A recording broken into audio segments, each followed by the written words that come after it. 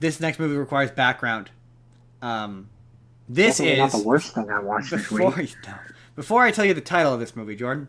I'm gonna preface this with this is my favorite romantic comedy of all time. I love this movie. Not because this is an example of a movie that I love, not for necessarily the movie itself, but my history with it and how it made me feel. So the background for this is the first time I watched this, I want to say 16, maybe 17, and I watched this in my family health studies class, a class in which a girl, one of the hot girls in class, it's important that I say that. And yet also weird. Wow, I was 17. She was very good looking. But she said that I would never find love because I was a cynic, and she wasn't wrong.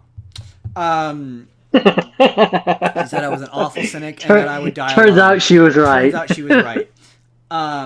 So like any high school class, there is a period where it's the end of the semester and the teacher doesn't have anything, so they make you watch it. They say you can hang out, you can leave, or you can stay and watch this movie. And the next store to me was the textiles class, and they were gonna watch The Devil Wears Prada because that was a textiles class and that's a movie about fashion. I can see some sort of You logic. see the logic, right? They make clothes. It's about clothes. This is health class, right? So we're learning stuff about, like, one point, one of our teachers showed up and who had been on mat leave to teach us about postpartum depression. It's the class where they teach you how to use condoms. It's that kind of class. We did a The uncomfortable one that nobody wants to be in. Yeah, that class was funny because for one of the every year in high school we did a recital or whatever, and the health class was going to sing "I Saw Mommy Kissing Santa Claus," and I went, I hate that song, and I managed to talk the teacher into doing "Grandma Got Run Over by a Reindeer," and then I didn't show up to the performance. Nobody in the class wanted to do it. It was like pulling teeth. Nobody bothered to practice the lyrics. The teacher didn't show up for one of the classes we were supposed to practice, so I just didn't show up. So I have no clue as to whether or not they sang the song I suggested or not.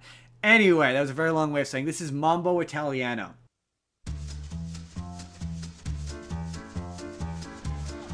How do you think our parents would react if I were to tell them that I'm A what? A fag. Hey, shh. What is so wrong with living at home until you get married? This is gonna kill them. Tell them. Why is Nino a better roommate than us, huh? Yeah, why? Because Nino's my lover. You okay? I reacted the way I did because I saw my brother naked, you know. Ew. Are you saying that my Nino is banging your Angelo? No, I'm saying it's the other way around. When I walk down the street now, I feel like everyone knows. Come on, Mama. I'll come see you every day, I promise. Me, I can convert anybody. Give me an hour in the gay village, and there's not gonna be a gay village no more. A capito. Homosexuality village? On St. Catherine Street between a Baudry and a Papineau. How come you know so much about this homosexuality village? What's the matter? You gonna call me homosexual now? He's gotta get it from somebody! I mean, we could always go back, you know? No, I am loving this, really. Nobody leave the table until you finish supper. Yeah, what happens if I leave the table?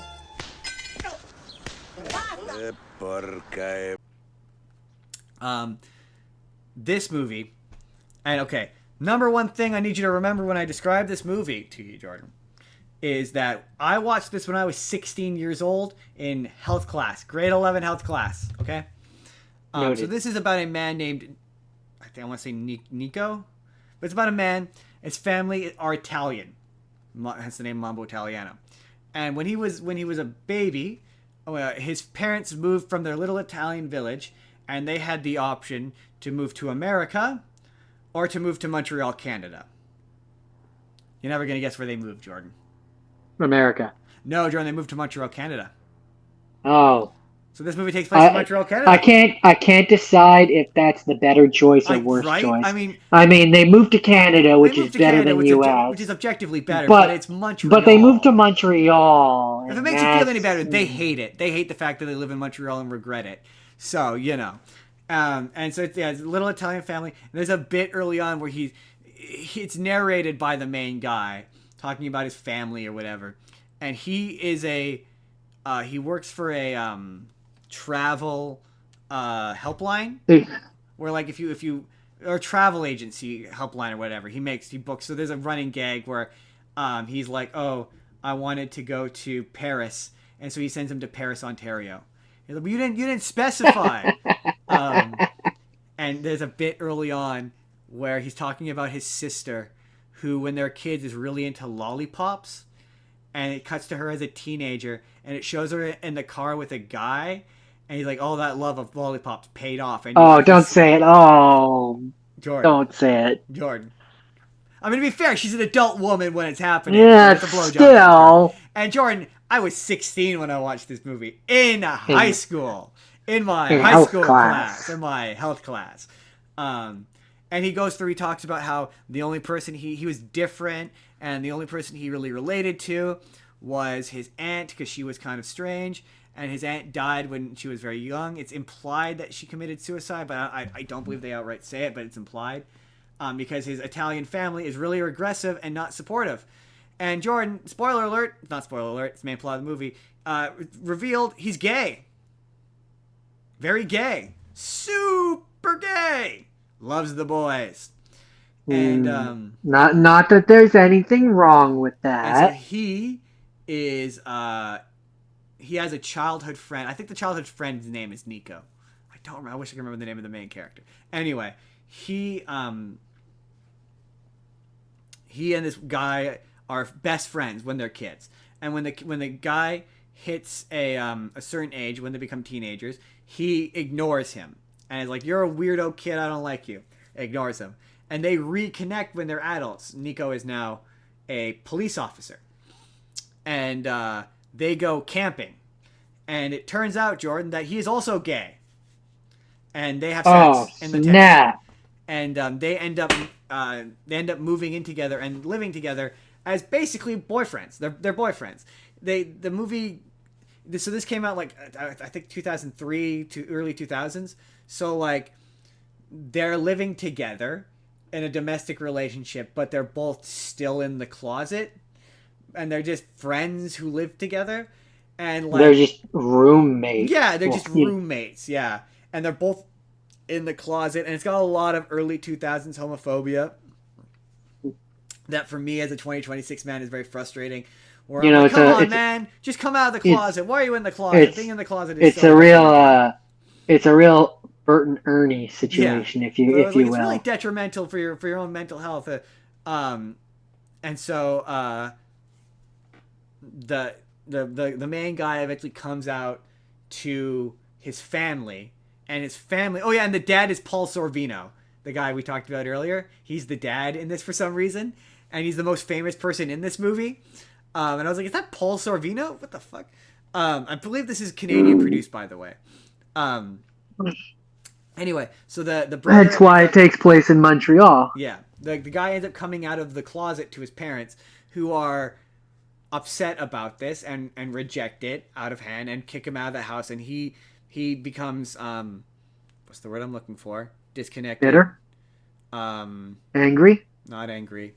You know, when you're... Estranged? Estranged. Becomes estranged from his family.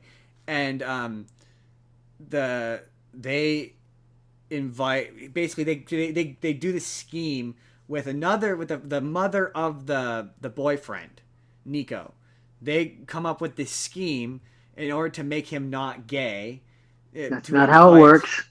To invite this girl over to set him up, because the whole thing is the entire time while he's in the closet, his parents keep trying to set him up with women, and the dates go nowhere, and he doesn't have the heart to tell them that he's gay. And he has phoned this gay help hotline and talked to the gay help hotline trying to get advice. That's important for later. You're disappointing your mother. What are you doing? You're breaking her heart. And so she comes up with a plan with the mother of the roommate. And yeah, he shows up, and the mother of the roommate attempts to set her up with this girl who Nico meets at a bar, and they sleep together. And she's like acting like they're together, and he's like, "What is this? Like we're together." And he's like, "What do you mean we're together? We're together." He's like, "No, but we're..." And he starts to say lovers, and I'm like, "Dude, just say he's your boyfriend. Like, I get this is 2003, but he's your boyfriend. Like, show yourself a little self-respect and this respect here. I get he's in the closet, but, like, show yourself a little respect.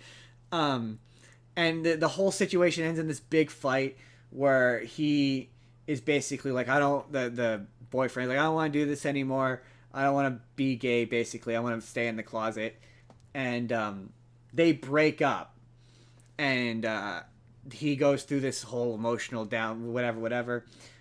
He talks by break up, you mean he moved out, right? Yeah. Well, at this point, both families know they're gay. So and it's starting to get around because I think at this point the main guy comes out of the closet fully, and so it's getting around the little village that they live in that he's gay. And so yeah, him and the boyfriend break up, and this is why they just to jump ahead real briefly, they don't get back together, like because you got to keep in mind the first time I watched this movie, right? How I understood romantic comedies to be was how we described it earlier. The boy, there's a girl, the boy does something or the girl does something to fuck it up, and then they reconcile, and then they get back together at the end. That's what romantic comedies were to me. And the fact that they never got it's mostly what they again, still are to me. Yeah, right? The fact that they don't make up and get back together in the end and resolve it, that was subversive to me. Because I was like, that doesn't happen in straight movies. And so there's a really funny bit where so the roommate, he ends up getting married to the woman who he slept with, and her whole bit is she's like, I turned him straight. So what you're saying is he grows a beard. Yeah, pretty much, yeah. So she's like, because he's like, he's bisexual, and she gets really offended. He's like, no, he's not bisexual. I turned him. That's my thing. And she's, I don't want to be mean, but like, not hot enough. In my opinion, not good looking enough to be this arrogant. It's just like, I don't know. She just has a real arrogance about her that I'm like, you're not attractive enough for this. I'm sorry. He's hotter than you. You're punching up. So the main guy, there's a bit later on where the main, I wish I could get, I'm gonna fuck this. I'm gonna look up his name. But his mother runs into the mother of the boyfriend or the ex-boyfriend at this point, and invites them to the wedding, and they have this really funny and Angelo, that's what it was. The main guy's name is Angelo, and the boyfriend's name is Nino. But they have this really funny conversation where they get invited to Nino's wedding, and they're like, how dare she insult us by inviting us to this wedding and throwing this in our faces. And the husband's like, well, we won't go. Like, no, if we don't go, they're going to know something's up. Okay, fine. We will go.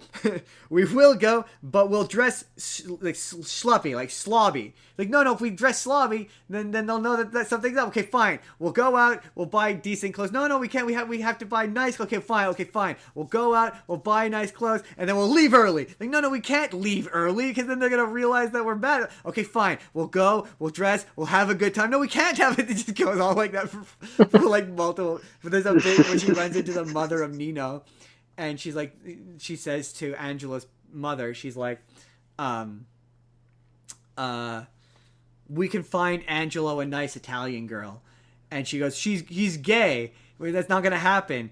And he's like, he's gay. He's the gayest boy on the planet. And he's gonna find an equally gay boy. He is the gayest, and that's fun. She starts getting mad. Like, he's the gayest boy ever, and that's okay. And she's super supportive. So then it goes to later, and I can't remember. He's having a conversation with someone, and he's like, yeah, your mother flipped out at my mother. That's what it was. Yeah, your mother. He shows up later, and to drop off the keys or drop off something at their place, and he's like, "How did you find out?" He's like, "Your mother yelled at my mother about you being gay." And he's like, "Really?" And then he says it's a spur of the moment thing. He said the thing. Nah, he said the thing. I think I sent you a clip of that of him saying the thing. You did. And then he, and this is another reason why I love this movie is the Angelo hates the stereotype of the flamboyant gay. Like he doesn't want to be that. Like it hits a point where Luca has gotten married or whatever, and he's feeling lonely. He doesn't know what to do, and the sister's like, "Well, you go meet someone." And she's like, "Why don't you go down to the gay village and meet someone?" He's like, "I hate the gay village. I hate everyone there. I don't want to be like that. I don't want to be the stereotype of the gay guy, basically." And so he ends up volunteering at the gay help hotline, and he connects with the guy, one of the guys who works there, and they wind up dating together. And at the end of it, the mom loves him.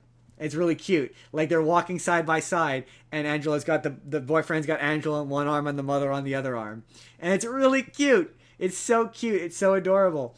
And you get to the end, and he's still married to the whatever, the woman, the Gino, whatever, is married to the woman. And Angela's like, yeah, and he's still like going for his hikes, and it shows him, and he's all sweaty and half naked with another guy, and it's evident he's cheating on her with a guy. But what's funny about this movie is the big ending of it is he is a writer. This movie was written by a particular writer who this movie is based on the play written by the same guy, and it ends with Angelo writing a sitcom about his family, about his Italian family, and his parents absolutely love it. And the guy who wrote this eventually did make a show that's similar to this, that has similar themes to this, and the sister from this movie plays the lead woman in that show. Interesting. Yeah. But anyway, that all to say that the reason why this is my favorite romantic comedy, beyond the subversion of the main couple don't wind up together and he winds up with someone else, it's the movie I realized that I wasn't a homophobe. You gotta remember, I was 16. Like not that I'm excusing it. I was 16. It's 2006. Being was a different time. It was a different time, and I didn't exactly have the most progressive thoughts towards gay people. Well, at least I wasn't sure if I did at that time, and that was the moment where I was like, I fucking love this movie. I'm invested in these characters. I'm 16. And the rest of it doesn't matter to me. No, and the rest of it doesn't matter. And I like this movie because it's not overly explicit, but it's still funny. It's funny and it's charming and it's cute. And yeah, but as a 16-year-old kid, to be like, I'm invested in this gay couple. Who cares if they're guys? The relationship is believable and it's real and it's authentic and these feel like reasonably, like they're a bit caricatured, sure, but they feel like real people. And that was the moment where I went, I don't think I'm homophobic. And I've never seen a romantic comedy I loved more than this. Like, to me, this skips all the cliches of what makes romantic comedies boring and uninteresting to me. Like, and yeah, it's if you're invested, and I would go on to be invested in all kinds of. One of my all-time favorite couples of all time is Blaine and Kurt from Glee. Like, a lot of my favorite couples are gay couples. I myself am not gay, but if a relationship is real and believable. What does the gender matter? Right? What does the gender love matter? Is love. Love is love. Yeah. Love is love. Or whatever is what, you know what I mean? Yeah. Relationships are relationships. Ultimately, I'm not in the bedroom, so what does it matter to me? Right? And also, guys are guys. Like, there was a moment, I'm going to wrap this up with another story, but boys will be boys. Boys are boys. It doesn't matter who they're attracted to. Like, one of the funniest moments to me in my life was we were talking about this. I was at work. We're talking about a new guy who had just been hired, and one of the gay guys I worked with walked past and said, "Is he hot?" And we all went, "I don't know." And he went, "Don't care," and he kept walking. And I was like, that is such a guy thing to do. It doesn't matter who you're attracted to. Guys are shitty no matter who they're attracted to. But anyway, favorite romantic comedy of all time. It's not overly explicit. I think anyone can enjoy this. Unless you're a real homophobe. If you're a real homophobe, you're not going to enjoy this. But it's a good movie. It's really good. Hey there, everybody. It's NCAR Justin here. Let me know down in the comments. I can't imagine you've seen Mambo Italiano, but if you have, let me know what your thoughts are. And if you haven't seen it, is this a movie you would watch? Let me know what you're thinking down in the comments. But in the meantime, if you'd like to see the full episode that this is from, our Valentine's Day special, our first Valentine's Day special, you click the box on the left. Or if you just want to see a random video that YouTube thinks you're going to enjoy, click the box on the right. Hit subscribe if you haven't already. We put new videos out 7 days a week. Or you can just leave this video a like. That helps us out too. We will see you all in the next video.